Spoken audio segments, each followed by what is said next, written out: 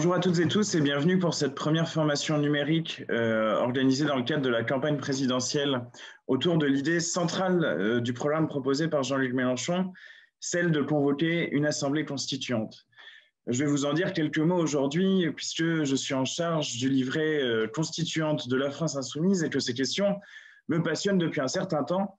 J'étais engagé assez intensément au mouvement pour la 6e République que nous avions lancé en 2014 et me bat depuis désormais plusieurs années pour que cette constituante puisse enfin être convoquée, chose qui, j'espère, sera le cas en 2022. Alors, comme vous le voyez, cette petite vidéo est sous le patronage, dirons-nous, de Salvador Allende, qui est derrière moi, avec ce petit portrait. Et Salvador Allende, eh bien, c'est un modèle de cohérence, de constance politique qui, à force de défendre ses idées, à force d'aller à la conviction populaire, eh bien, a fini par l'emporter et devenir président de la République. Et je crois que c'est une bonne chose de placer cette réunion sous ce signe-là, car d'une certaine manière, la démarche de Jean-Luc Mélenchon s'inscrit dans la même continuité du combat politique et le fait de ne rien et jamais rien lâcher pour pouvoir finir par l'emporter. Et surtout faire gagner des idées, car voyez-vous, dans l'hymne de campagne de Salvador Allende, il y avait précisément l'idée que ce qui comptait n'était pas tant de changer le président de la République, mais de changer le pays. Et au fond, c'est bien tout cela, cette démarche que nous entreprenons avec le site noussommepour.fr, avec l'implication du mouvement de la France insoumise, et nous allons continuer à nous battre là-dessus. Alors aujourd'hui, il s'agit de constituante. Donc j'ai préparé un petit PowerPoint que je vais vous partager pour en discuter avec vous. Alors,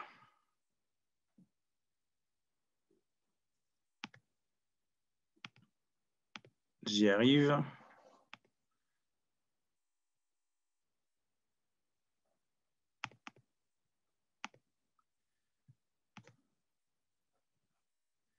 Dans un instant. Et voici. Alors, pourquoi une constituante? C'est la formation d'aujourd'hui. C'est la proposition que nous mettons en discussion et que les idées que je vais partager avec vous, eh bien, vous pourrez les ruminer, les travailler et puis venir contribuer, je vous le dirai, à la fin à notre programme, car il s'agit bien de cela dans cette affaire, c'est l'implication citoyenne, le pouvoir citoyen qui compte par-dessus tout. D'abord, avant d'en venir directement au cœur du sujet, à la constituante, j'avais envie de citer un livre qui est assez connu par rapport à cette institution particulière qui est la Ve République, c'est le coup d'État permanent, écrit par, d'une certaine manière, le premier opposant de la Ve République dans les années 60, François Mitterrand. Il avait écrit dans ce petit livre, et dans sa conclusion, j'y ai trouvé une phrase qui m'a bien fait penser tout de même à l'exercice du pouvoir selon Emmanuel Macron. Il écrit, on pourrait dire Macron presque, Macron ne comprendra pas ce qu'il n'est pas apte à comprendre.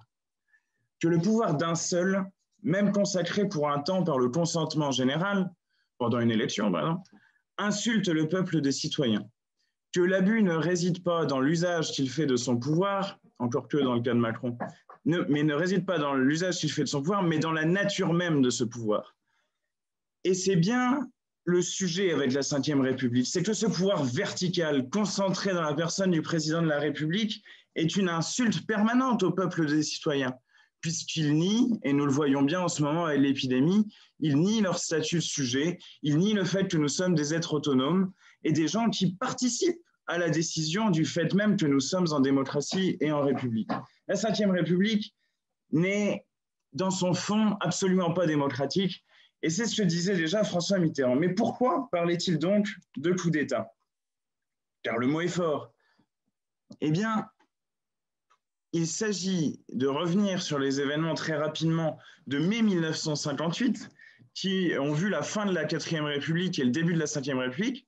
Et tout cela a commencé par une insurrection de militaires à Alger, qui demandait précisément une autre politique par rapport à l'Algérie à ce moment-là, sous domination coloniale, et qui ont obtenu le renversement de la 4e République.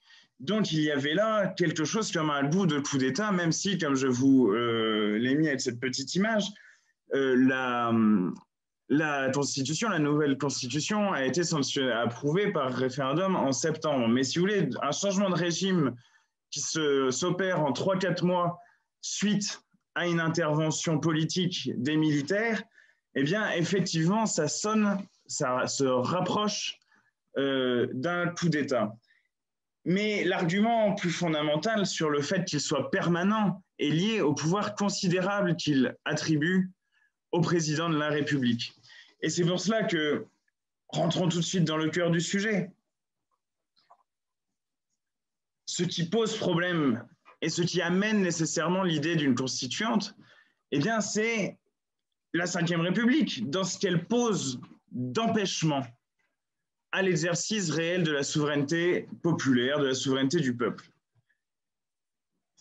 Pourquoi la Ve République a-t-elle une structure autoritaire? D'abord, elle confère des pouvoirs considérables au président de la République. Le président de la République a le droit, c'est l'article 12 de la Constitution, de dissoudre l'Assemblée nationale. Il a le droit également, il nomme le Premier ministre et le gouvernement, ce qui est tout à fait considérable. Le gouvernement sur proposition du Premier ministre. Mais vous voyez bien, ne serait-ce qu'aujourd'hui, entre Macron et Castex, quel est le rapport de force entre les deux? Donc la nomination du gouvernement, ça c'est l'article 8.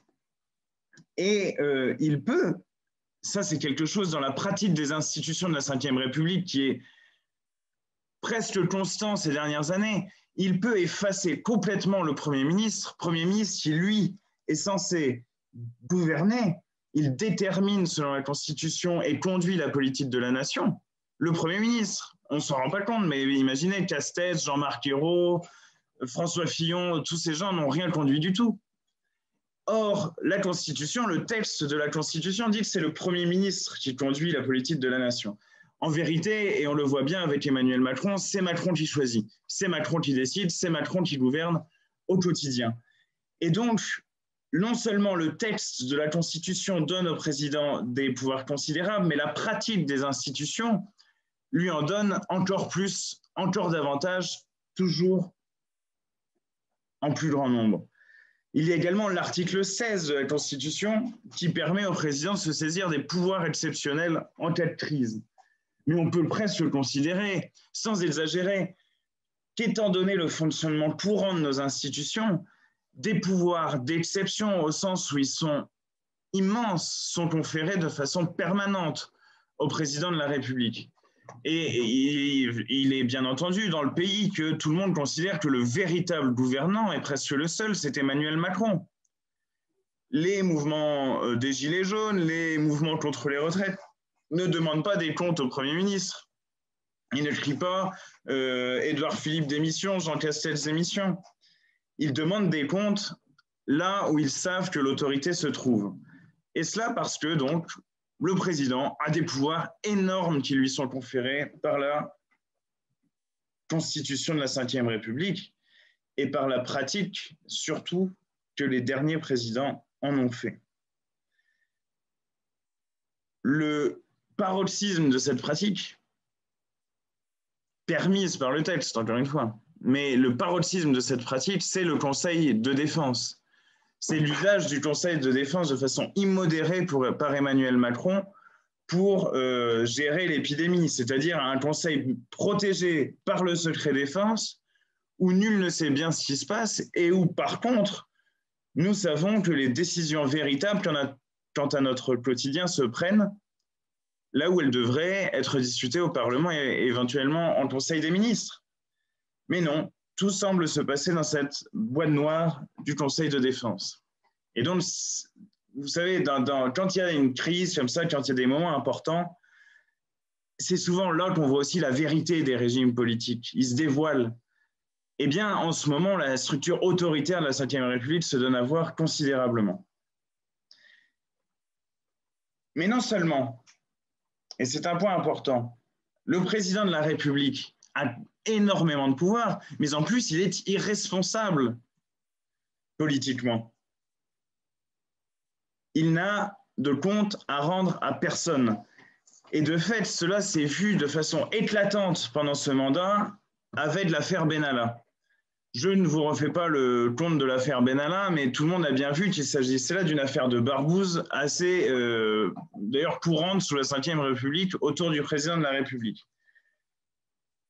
Emmanuel Macron se murait dans un silence total, alors qu'évidemment, les responsables proches de lui, les ministres, etc., étaient auditionnés au Parlement, et que, comme un éléphant dans le salon, tout le monde se disait évidemment, personne ne peut auditionner, enfin en tout cas le président ne veut pas se faire auditionner, il n'y a pas d'audition pour le président, ne le consulte pas, alors qu'on sait très bien que c'est lui qui est au cœur du problème avec Alexandre Benalla. Alors à un moment, il a dû réagir. Et il est venu à la maison de la mairie de Latine faire un discours devant sa majorité parlementaire, dont vous vous souvenez peut-être, ou peut-être pas, et ces discours ne sont pas si mémorables que ça, mais il a dit quelque chose d'absolument incroyable. Il dit, s'il y a un responsable dans cette histoire, c'est moi. Alors ça, tout le monde le savait déjà, mais il le dit. Et puis il dit qu'ils viennent me chercher. Mais précisément, ce qu'organise la Constitution de la Ve République, c'est que personne ne peut venir le chercher. Il n'est pas responsable devant le Parlement, il n'est pas responsable devant le peuple, devant lequel il n'est pas révocable, il n'est pas responsable politiquement. Personne ne peut aller le chercher, à moins que c'était une invitation à ce qu'on aille tous à l'Élysée. Mais ce discours était démesuré et absurde, mis en rapport avec la Constitution. Encore une fois, pour reprendre l'expression de Mitterrand, il y avait là comme une insulte au peuple des citoyens que nous sommes. Et cette irresponsabilité du président de la République, ce que soulignait déjà Pierre Mendès France, grand critique de la Ve République, toute sa vie, Pierre Mendès France, enfin toute sa vie pendant qu'il y avait la Ve République, mais Pierre Mendès France disait justement que ce pouvoir considérable conféré au président de la République était de nature à accroître les affaires de ce type, des affaires Benalla, les liens avec les milieux de l'argent, ce qu'on appelle l'oligarchie, le fait que le pouvoir politique et le pouvoir des grands financiers, le pouvoir des banquiers est complètement entrecroisé au niveau de cette sphère élyséenne et de cette absence totale de transparence sur le pouvoir d'un homme qui n'est pas responsable politiquement. Alors, en plus de ces éléments politiques qui tout de même invitent sérieusement à passer à autre chose, il y a un aspect monarchique à notre régime qui est insupportable. Et qui dit monarchie dit mise en scène permanente et assez irritante de la personne qui se pense être le monarque. Et je crois qu'on est arrivé à un point considérable de ce point de vue lorsqu'Emmanuel Macron, qui avait contracté le coronavirus, et tout le monde lui souhaitait bon rétablissement, mais a mis en scène sa convalescence, ou enfin le moment où il était malade. Il est allé se retirer vers Versailles à la lanterne, dans les palais présidentiels, et puis il se filmait sur Twitter en disant « je vais bien », etc. Et si vous voulez, ce degré d'une certaine manière de rupture de l'intimité, de mise en scène de sa vie personnelle, de croyances complètement, complètement démesurées en un pouvoir, tel qu'il y aurait un lien intime avec tous les Français, bon, tout cela était assez obscène et ridicule. Mais cet épisode-là, et il y en aurait 1000 autres, cet épisode-là est très significatif de la mise en scène monarchique qui encore, elle aussi, insulte notre intelligence. Bref, assez parlé de ce qui ne va pas, assez parlé de cette Ve République qu'il faut dépasser et qu'il faut remplacer. Alors, il faut la remplacer par une 6e République Ça, l'ordre des chiffres nous le dit directement. Mais comment? Par quelle méthode? Par quels moyens? Eh bien, c'est là que nous arrivons avec cette proposition centrale. Et elle va être centrale dans le débat politique de 2022, car là, nous avons tous besoin de respirer, nous avons besoin d'un nouvel horizon politique. Et cette nouvelle méthode, c'est la constituante. Elle est nouvelle comme méthode révolutionnaire, comme méthode pour changer l'édifice politique et l'adapter aux enjeux sociaux de notre temps. Et de ce point de vue-là, je vous recommande la lecture de L'Ère du peuple de Jean-Luc Mélenchon, qui explique bien en quoi le nouveau sujet de la révolution citoyenne que nous trouvons, c'est bien le peuple. C'est bien le peuple qui va se projeter politiquement, se reconstruire politiquement à partir de cette assemblée constituante. Et ce phénomène-là et cette revendication-là ne sont pas spécifiquement françaises, même si j'y reviendrai. Des constituantes ont déjà été convoquées dans l'histoire de notre pays. Mais vous voyez bien les mouvements citoyens qu'il y a un peu partout. Vous voyez bien qu'au Chili, en Équateur, en Bolivie, au Brésil, à un moment donné, cette demande apparaissait aussi dans les mouvements sociaux. En Tunisie, il y a une constituante qui a été convoquée. Et pour reprendre un exemple en France, le mouvement des Gilets jaunes, qui est parti des questions socio-économiques et du poids insupportable qui pèse sur les employés, la classe ouvrière, les classes moyennes dites inférieures, etc. Bref, la majorité sociale du pays, le poids insupportable qui pèse sur eux du fait d'un impôt devenu injuste et de la rémunération faible du travail, eh bien, ces revendications socio-économiques de départ se sont prolongées progressivement au sein du mouvement des Gilets jaunes par une revendication politique massive, le référendum d'initiative citoyenne. C'est-à-dire que le mouvement des Gilets jaunes, ses membres se sont rendus compte assez rapidement que si nous ne faisions pas sauter le verrou politique de la Ve République qui interdit l'implication populaire, qui l'empêche de partout, qui ne cesse de contenir le peuple comme une menace, si nous faisions sauter ce verrou-là, c'était bon. On pouvait penser à une meilleure répartition des richesses. On pouvait éventuellement, finalement, reprendre la main sur ce qui, en démocratie, nous appartient de droit, la souveraineté, l'État et les moyens de l'action publique au service du peuple et de la majorité sociale. C'est ça que le mouvement des Gilets jaunes a exprimé. Et c'est cette même exigence que nous revendiquions déjà en 2017 et que nous allons porter en 2022. Celle de la reprise en main du pouvoir par le peuple contre une oligarchie qui détruit l'État, qui ruine le pays et qui le prive des moyens concrets de sa souveraineté. Je ne reviens pas sur les masques, etc., mais sur la déroute totale de ce point de vue des politiques menées ces dernières décennies. Bref, la question du pouvoir est absolument centrale et elle est posée par la société, par les sociétés humaines presque, puisque c'est dans bien des pays que cette question se pose. Dès lors, la constituante, comme revendication politique, est une prolongation, une amplification de cette demande sociale et populaire partout. Elle permet à tous et à toutes de s'impliquer dans le renouveau, dans la réinvention de notre système politique et d'une certaine manière dans sa revitalisation, car si vous voyez les taux d'abstention et tout ça, aujourd'hui, elle n'est pas en très bon état. La France a l'habitude des constituantes. Elle en a fait 2 pendant la Révolution française, l'Assemblée constituante la première, puis la Convention a rédigé la Constitution de 1793 qui est fort intéressante. Elle en a fait une en 1848 et elle en a fait une en 1946 au sortir de la guerre qui a donné la Constitution de la 4e République qui est loin d'être aussi désordonnée que ce que certains en ont dit. Et cette méthode-là de la constituante, elle peut être réemployée. Et elle peut être réemployée, vous imaginez, avec les nouvelles technologies, etc., que nous avons, en faisant participer massivement les citoyens dans le débat constituant. Mais alors, comment nous y prendrions-nous pour l'organiser, cette constituante?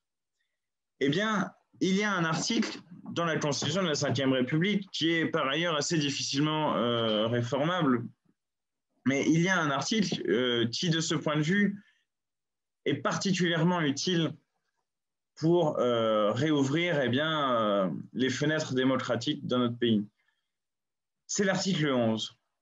Le président de la République, je le lis, il est sur le PowerPoint, le président de la République, sur proposition du gouvernement pendant la durée des sessions, sur proposition conjointe des deux assemblées, publiée au journal officiel, peut soumettre au référendum tout projet de loi portant sur l'organisation des pouvoirs publics. Arrêtons-nous là, puisque c'est la partie de l'article qui nous intéresse.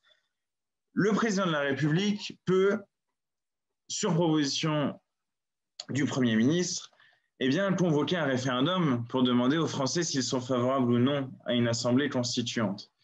Et c'est ce que nous ferions dès juillet, le 14 juillet 2022. Un référendum pour demander si, oui ou non, les Français sont d'accord pour ce faire. Ensuite, en novembre 2022, il y aurait la désignation de cette assemblée constituante avec une partie élue à la proportionnelle, une partie tirée au sort. Alors, une des solutions qui avait été évoquée la dernière fois, et je trouve particulièrement intéressante, c'est la solution qui consiste à dire que le tirage au sort est un bulletin parmi d'autres dans l'élection proportionnelle, et donc que les gens qui votent pour l'option tirage au sort, admettons qu'il y en ait 10%, 15%, 20%, il y aurait 10%, 15% ou 20% de constituants tirés au sort. Je trouve que cette solution est assez habile et intelligente et qu'elle permettrait de trouver un mode de désignation qui équilibre cette part de tirage au sort et cette part d'élection. Après la désignation de l'Assemblée constituante vient le début des travaux qui ne s'étendront pas à jamais.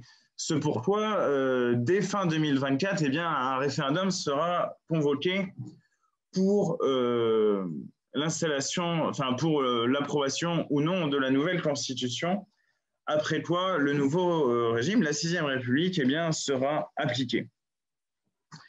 Donc vous voyez, le projet est très précis, il est très bordé et c'est en même temps celui-là qui va nous permettre d'aller vers davantage d'implication populaire et de mettre en place la révolution citoyenne dont ce pays a besoin, parce qu'on voit bien qu'aujourd'hui, il y a une rupture entre les pouvoirs institués et le peuple, qui en fait, le peuple, c'est le pouvoir instituant.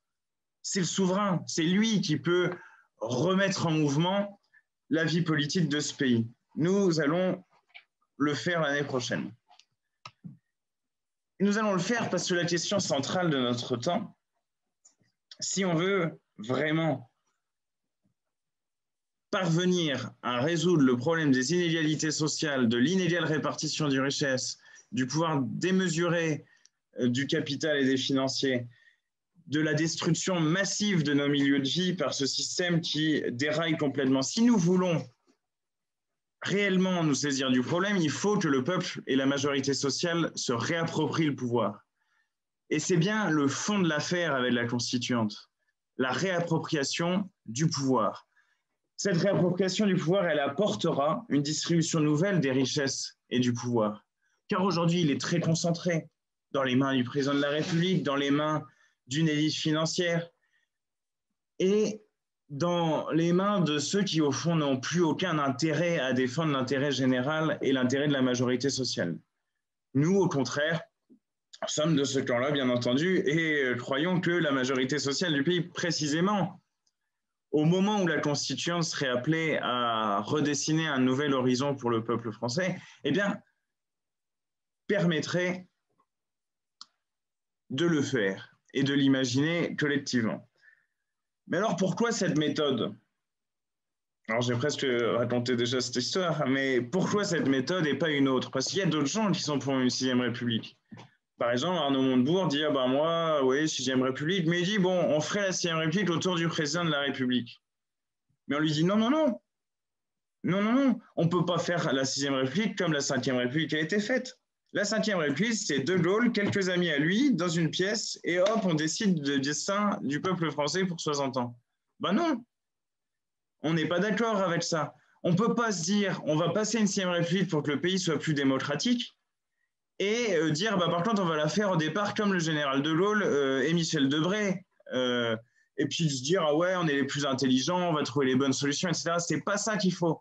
Il faut au contraire de l'implication citoyenne, du pouvoir citoyen et un pouvoir de réinvention globale. Il y a un philosophe grec que j'aime beaucoup, qui s'appelle Cornelius Castoriadis, qui disait, à un moment donné, il y a des moments particuliers dans les sociétés où les sociétés s'auto-instituent, se réinstituent complètement. Eh bien, la constituante, telle que nous la proposons, au moment où il y a où le capitalisme n'a plus aucun sens, où il détruit nos milieux de vie, c'est précisément le moment d'inventer un autre horizon commun et collectif. C'est le temps des communs qui est venu, quoi. Et c'est bien ça que nous proposons, donc nous sommes pour. Ce huis clos, donc, que certains proposent encore, est complètement hors sujet. Il est hors sujet et ne répond pas aux enjeux de l'époque, car l'enjeu, encore une fois, c'est de retrouver la centralité du peuple dans nos institutions. Centralité du peuple qui permet donc un nouveau régime social et politique.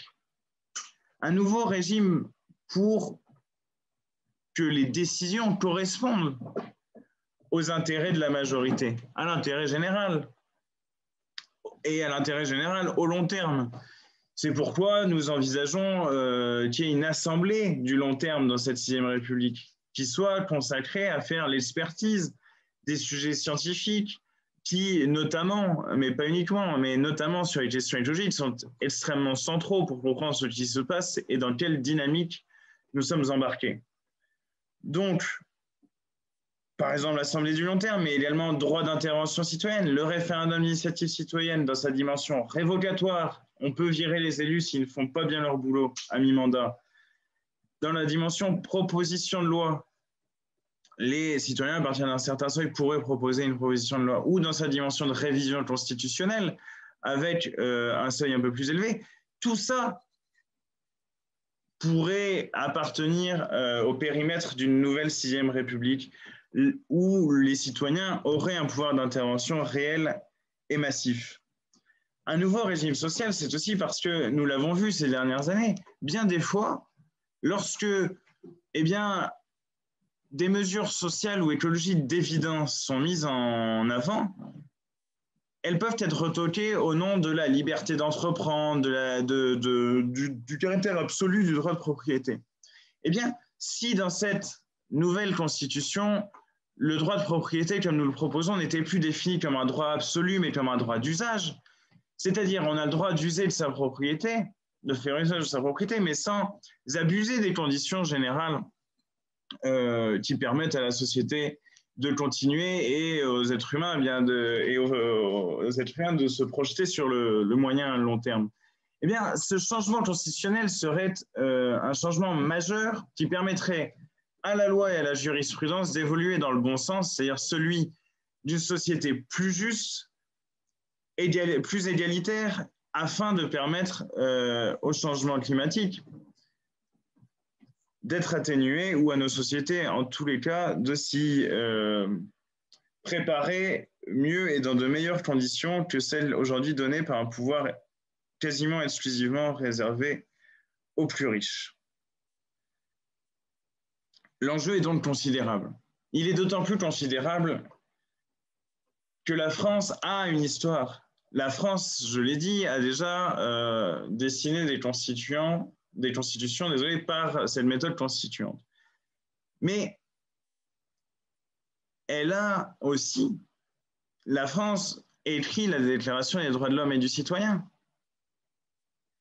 et l'a proposée d'une certaine manière à l'humanité tout entière.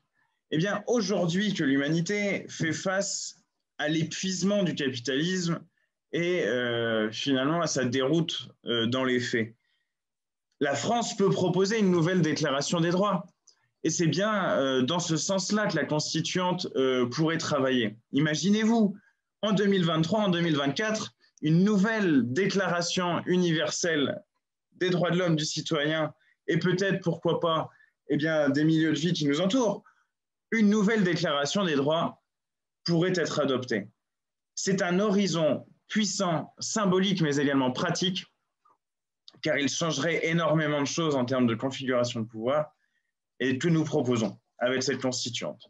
Donc, il y a plein de raisons. C'était pourquoi la constituante, la question aujourd'hui de cette formation. Il y a plein de raisons de se battre pour la convoquer et ensuite d'y siéger, chose que ne pourront pas faire les députés et les sénateurs de la Ve République, puisqu'on a vraiment envie que ce régime soit l'expression d'un nouveau souffle dans le pays et qui ne soit pas pétri dans des habitudes prises déjà par les représentants actuels. Alors, avant de terminer, rapidement, quelques conseils de lecture. Si vous en avez le temps et l'envie, si vous avez envie de creuser un peu plus le sujet. Alors, j'ai parlé du livre de Mitterrand, Le coup d'État permanent, qui, alors, date un peu, c'est les années 60, mais ça permet de comprendre les ressorts premiers de la critique de la Ve République. Donc, vraiment, je vous le recommande vivement. C'est bien écrit, en plus. On peut regretter effectivement que Mitterrand n'ait pas mis fin à la Ve République par la suite. Et nous le ferons pour de bon. Et parmi les autres livres qu'il est tout à fait intéressant de lire à ce sujet, il y a le regard sur la Ve République, un livre d'entretien avec Pierre Mendès France, et même si une partie de ce livre peut sembler un peu datée, puisqu'il y a des éléments qui ne sont plus trop d'actualité, eh bien, le cœur de la critique de la Ve République y est tout à fait et très intéressant. Parfois, on a l'impression que Pierre Mendès France nous parle de l'affaire Benalla et de cette opacité terrible qu'il y a autour du pouvoir en Ve République. Ensuite, L'ère du peuple de Jean-Luc Mélenchon est un livre qui permet à la fois d'un point de vue politique et théorique de mettre en place cette idée constituante dans un cadre plus large, celui de la révolution citoyenne, des mouvements citoyens qui, en fait, de façon internationale, demandent à ce que la souveraineté populaire et le peuple puissent devenir le sujet central de l'histoire de nos sociétés, c'est-à-dire que les gens puissent reprendre le contrôle politique de leurs existences. Et c'est bien le cœur, j'espère que j'ai été clair de ce point de vue, c'est bien le cœur de la démarche constituante. Ensuite, sur la Sixième République, toujours le guide citoyen de la Sixième République de Raquel Garrido, écrit il y a quelques années, est toujours parfaitement d'actualité et nous explique en quelques pages bien senties comment et pourquoi en finir avec la monarchie présidentielle. D'autre part, sur la Sixième République dans ses aspects écologiques, c'est-à-dire ce que la refondation démocratique implique en termes écologiques, le livre dirigé par Dominique Bourg pour une Sixième République écologique est tout à fait intéressant et je vous le recommande également. Vous avez vu, si vous avez regardé l'émission de dimanche, que un cahier de la campagne Démocratie et Liberté est désormais disponible en librairie. Eh bien, vous pouvez non seulement l'acheter, le partager, mais également en faire, je pense, un outil pour expliquer ce projet de constituante et pour demander aux gens de contribuer avec leurs idées, non seulement à ce projet de constituante, mais également peut-être à leur demander les idées qu'ils auraient à proposer dans le cadre de comités constituants que nous pourrions à ce moment rassembler. C'est quelque chose qui est également possible de faire sur noussommes-pour.fr/programme/contribuer et je vous y invite toutes et tous qui m'écoutez en ce moment. Ensuite, pour varier un peu les moyens de discuter cette idée, d'y réfléchir, etc., quelques liens de vidéos. Un discours de Jean-Luc Mélenchon le 18 mars 2017, qui est le discours central autour de cette question lors de la dernière campagne présidentielle et qui permet d'envisager ce projet dans le long terme et dans la profondeur qu'il a dans notre famille politique et dans la démarche que nous entreprenons. Et le chapitre, bien entendu, du programme, ainsi que 2 conférences qui permettent d'aborder le sujet de la Constituante et de la Sixième République sous différents angles, des amphis de 2019 avec Raquel Garrido, Jérôme Rodriguez et François Boulot, et des amphis de 2020 autour de la question des nouveaux droits. Enfin, je vous recommande, car c'est un discours qui m'a beaucoup touché et qui, je crois, est très important pour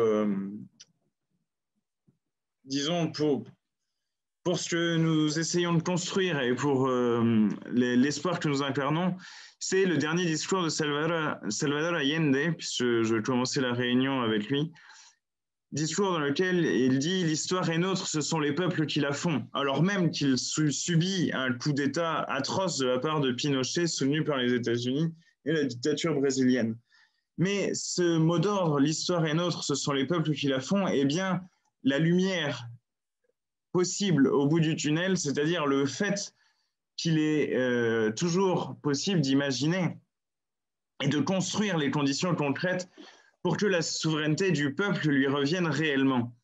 Et c'est bien ça que nous allons finir par arriver, et c'est pourquoi cette fin de formation n'est bien entendu qu'un commencement, et nous avons bien hâte à ce que la constituante soit convoquée dans le pays, que nous l'emportions l'an prochain pour pouvoir ouvrir une nouvelle page de notre histoire commune.